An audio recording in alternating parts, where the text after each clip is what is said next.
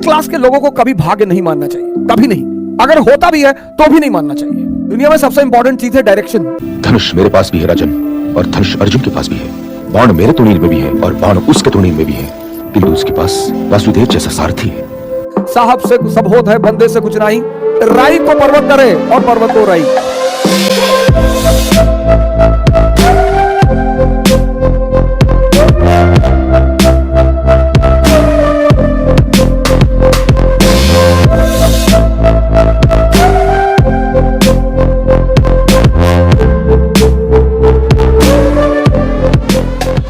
दुनिया में सबसे इंपॉर्टेंट चीज है डायरेक्शन। जिसको भी मिल गई और समझ में आ गई। बहुत लोगों को डायरेक्शन मिलती है, समझ में नहीं आती।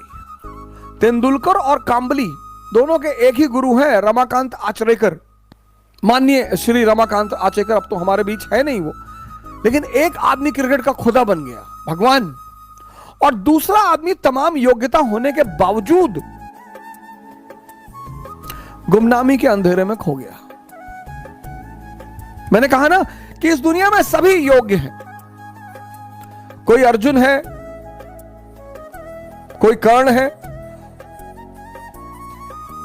और आमतौर पर ऐसा देखा गया है कि जिसको दुनिया बहुत योग्य मानती है, ये देखिए, वो असफल है जीवन में। ये बात लोगों को बड़ी परेशान करती है, बहुत हैरान करती है कि ऐसा क्यों है यार, कि एवरेज क्षमता का आदमी, अब कर्ण के सामने अर्जुन 99.2%, 10+2 90%, और ये आदमी जीत रहा है। ये बात आपको आश्चर्यचकित नहीं करती? और ये यही नहीं है कहानी में, ये जीवन में भी है। दुनिया में जो कम योग्यता के लोग हैं, उन्होंने बड़ी जबरदस्त जगह बनाई है। क्यों है ऐसा?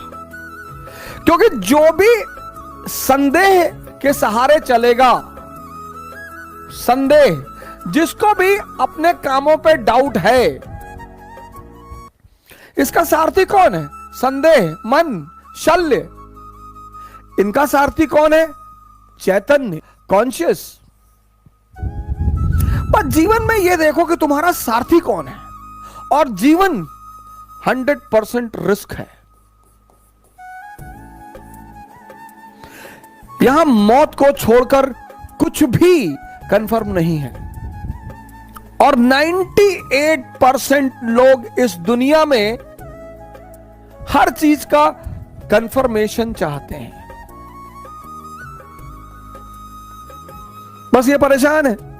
2% रिस्क लेते हैं, और जब ये 2% उपलब्धि की ऊंचाइयों तक पहुंच जाते हैं, तो ये 98-90% अपने आप को सांत्वना देता है कि अरे भैया, भाग्य भाग्य भैया, भाग्य के बलि हैं भैया। आशीर्वाद मैं मानता हूं परमात्मा का, भाग्य तो मैं मानता ही नहीं।